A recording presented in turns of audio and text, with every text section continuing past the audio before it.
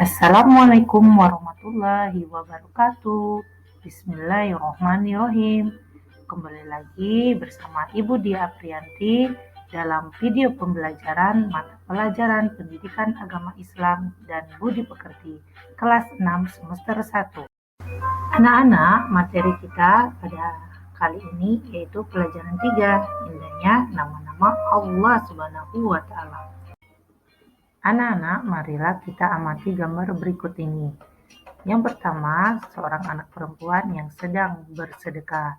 Yang kedua, tata surya dan planet berputar sesuai porosnya. Yang ketiga, alam semesta yang sangat indah. Yang keempat, perkembangan manusia dari sejak lahir sampai meninggal dunia. Itu semua atas kekuasaan dan kehendak Allah Subhanahu wa Ta'ala. Anak-anak, Asmaul Husna berasal dari kata asma dan husna. Asma artinya nama-nama, husna artinya baik atau indah. Nama-nama Allah Subhanahu wa Ta'ala tersebut melambangkan hanya Allah Subhanahu wa Ta'ala tempat meminta segala sesuatu dan sebagai bukti kesempurnaan, kebesaran dan keagungannya.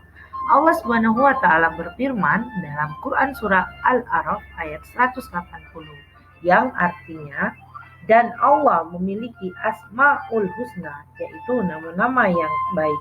Maka bermohonlah kepadanya dengan menyebut asmaul husna itu dan tinggalkanlah orang-orang yang menyalahartikan nama-namanya. Mereka kelak akan mendapat balasan terhadap apa yang telah mereka kerjakan.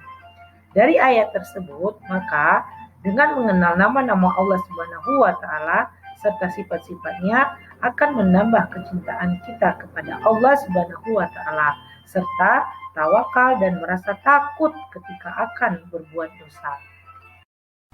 Anak-anak, mari kita mengenal Asmaul Husna.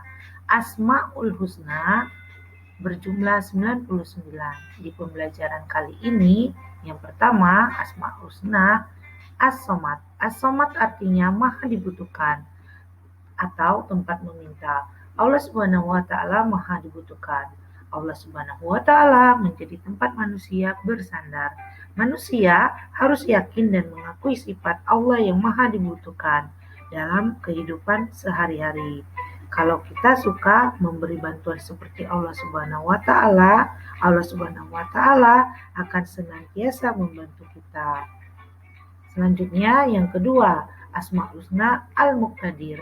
Al-Muqtadir artinya maha kuasa atau maha menentukan. Allah Subhanahu wa Ta'ala maha kuasa. Alam semesta berserta isinya adalah di bawah kekuasaan Allah Subhanahu wa Ta'ala, seperti gunung-gunung yang berdiri tegak, sungai-sungai yang panjang berliku, tanaman, binatang yang ada di darat dan di laut beraneka rupa. Oleh sebab itu kita harus mensyukuri semua kekuasaan Allah. Yang ketiga, Asmaul Husna Al-Muqaddim. Al-Muqaddim artinya maha mendahulukan. Artinya Allah Subhanahu wa Ta'ala maha mendahulukan atas apa yang diciptakannya. Allah Subhanahu wa Ta'ala lebih dulu ada daripada makhluk ciptaannya. Selanjutnya yang keempat, Asmaul Husna Al-Baqi. Al-Baqi artinya yang maha kekal. Ada peristiwa gunung api meletus, banjir bandang, banjir dan kebakaran yang merusak lingkungan. Hal itu menandakan segala sesuatu di atas bumi ini tidak kekal atau rusak. Sedangkan Allah Subhanahu wa Ta'ala maha kekal. Manusia juga tidak kekal. Lihat saja proses manusia dari lahir sampai dengan meninggal dunia. Baik anak-anak, selanjutnya kita mengakui nama-nama Allah Subhanahu wa Ta'ala yang indah dalam kehidupan. Mana As-Somad adalah yang maha dibutuhkan. Dapat dilihat ayat kedua Quran surah Al-Ikhlas yang bunyinya Allahus Somad. Artinya Allah Subhanahu wa Ta'ala tempat meminta segala sesuatu. Jadi anak-anak kita pun harus selalu mohon bantuan hanya kepada Allah Subhanahu wa Ta'ala. Yang dapat kita terapkan dari pengakuan atas sifat As-Somad antara lain, satu, menjadikan Allah sebagai tempat meminta yang paling utama dalam semua keinginan kita yang baik. Kedua, berusaha menjadi orang yang bermanfaat bagi orang lain dalam kehidupan sehari-hari.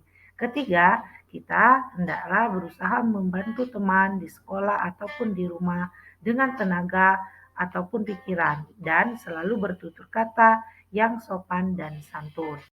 Baik anak-anak, selanjutnya makna Al-Muqtadir adalah Allah Maha Kuasa atau Maha Menentukan.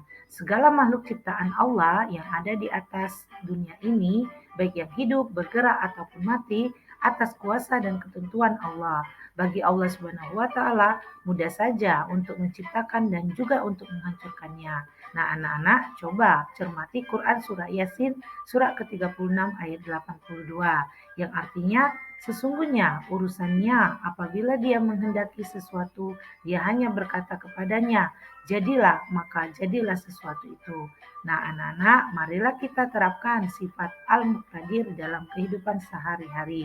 Seperti kita selalu menjadikan Allah Subhanahu wa Ta'ala sebagai tempat berlindung.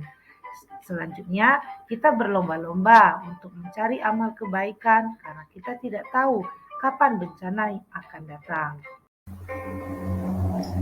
Selanjutnya, makna Al-Muqaddim yaitu Allah Maha Mendahulukan.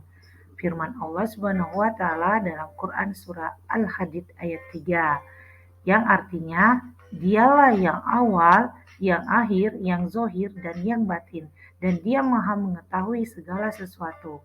Nah, anak-anak, dari ayat tersebut menerangkan bahwa Allah Subhanahu wa Ta'ala adalah zat yang maha awal, artinya telah ada sebelum makhluknya, yaitu Allah yang maha mendahului yang harus kita sembah. Marilah anak-anak kita mengakui sifat Al-Muqaddim dengan menerapkan di dalam kehidupan sehari-hari. Yang pertama, kita selalu berbuat kebaikan, hendaknya kita lebih dulu berbuat.